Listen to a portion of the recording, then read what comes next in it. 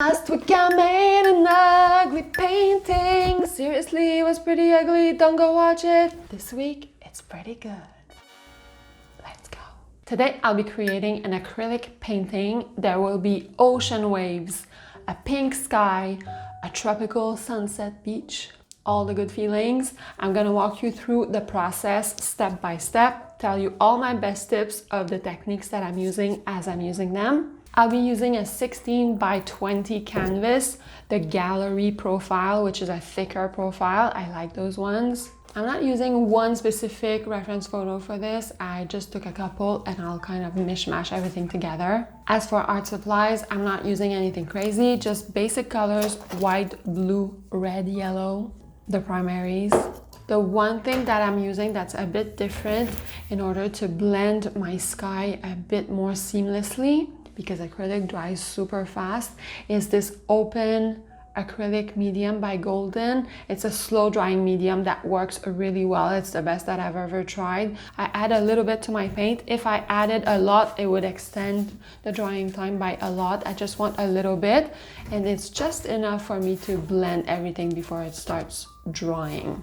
I'm starting with a pink sky. I had this idea of having a really nice pink sunset sky. As a base for the sky, I wanted a really smooth gradient of dark pink to white. I made a dedicated video on blending techniques, all my best tips to blend acrylic paint, which can be kind of hard. I'm gonna link the video at the end of this one for you to go watch. I think you should watch it. There's good tips in there. And one of the tips is to use big brushes to blend everything as opposed to smaller brushes. It really helps smooth out edges. And the other tip is to blend the light color or the lightest color towards the dark color as opposed to doing the opposite, because the dark colors tend to really overpower everything. And I don't rush it with blending. It takes time to smooth everything out, but at the end you get a really nice gradient like this. I could have left my gradient as is, it would have been really nice, but I wanted to add a little bit of texture to the sky. So I started to build up some clouds. And for the sky, one good tip is also to vary the sizes of the brush used. So at the top, I use bigger brushes because the clouds are supposed to be closer in the horizon. And as it goes farther, like at the bottom, I use smaller brushes, smaller strokes. And it creates that depth effect. Also creating those lines in diagonal as opposed to horizontal lines give that feeling of depth in the painting.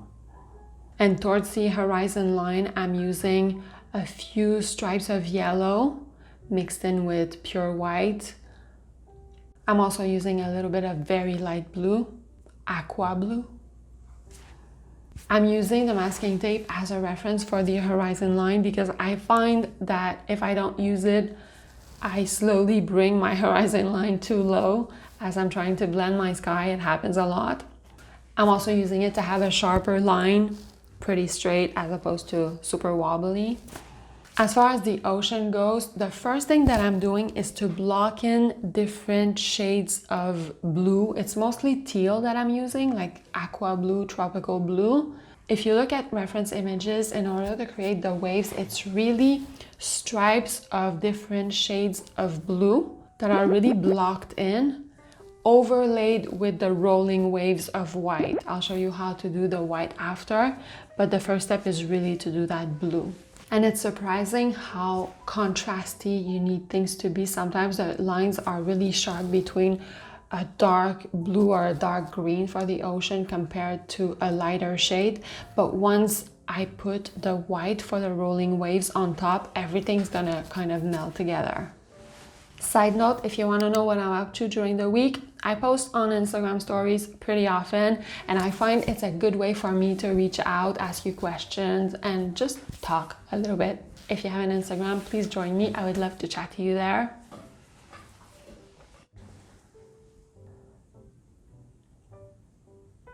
I don't know about you, but I tend to get really overwhelmed when there's a lot of details on a photo. And when it comes to waves, there's a lot of foam and a lot of white bits or light blue bits. and it feels almost impossible to kind of render that. And what I try to do to counter that is to tell myself it's just random lines, and I don't try to render everything super detailed. I try to get the bigger lines there and see if it gives the effect that I want, and bring it to a place where I feel like it's good enough as opposed to have it super precise. It really helps that feeling of, oh my God, this is too complicated. I won't be able to do it. You can do it. And honestly, the funnest part about creating an ocean is the rolling waves. So creating those big white waves, and it's the easiest part. Using a palette knife with not too much paint on it, you kind of dab on your palette to remove the excess paint. And on the canvas, going slowly, you dab as well, and then you flick the paint up, creating those splashes of water. You'll see if you try this, the palette knife does the job for you. It's the easiest part of the painting, and it's also the most interesting part of the painting. I love it when things are that easy.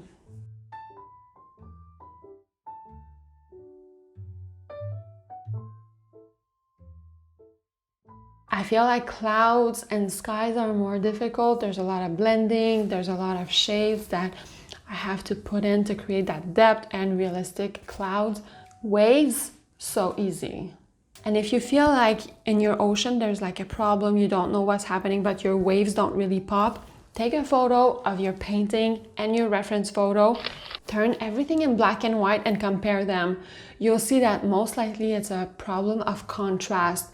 You have not enough light colors close to your dark colors combined with the different textures. You'll see the problem right away when you turn it in black and white.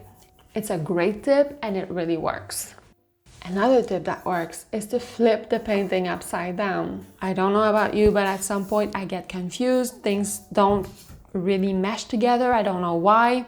When I flip everything upside down, it resets my brain. I don't even know what I'm painting, so it helps me really focus on one specific area to build up the different shades, to build up the texture that I need to work on.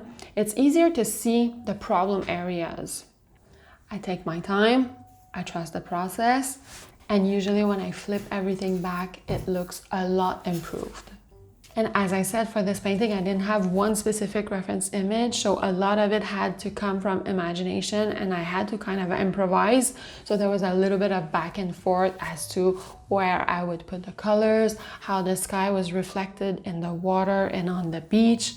It's not super realistic because I'm not that great at realism, but I wanted something effective that when I looked at it, it felt pleasing, harmonious, interesting. I feel like I got there in the end. And if you're a beginner and you want to try this, I suggest that you don't try to put any clouds in your sky. Just create a gradient so that it'll make your life a lot simpler, but it will still look really nice and interesting. As for the waves, I would focus on maybe one wave in the middle of the ocean with the big splashes of your palette knife. For me, there was a lot going on, but there's a way to simplify the painting to have something super interesting and super easy to create. Big rolling waves seem hard and they look so beautiful, but in reality, they're very easy. You should try it. The palette knife, it's magical, I'm telling you, and it's so addictive. Once you see the result, it's very striking. I love it. As promised, here's the blending video. You should go watch it if you want those tips. And I'm putting another acrylic painting tips for you. Please subscribe, turn on notification, follow me on Instagram. Thank you so much for watching. I'll see you in just a few days for another one.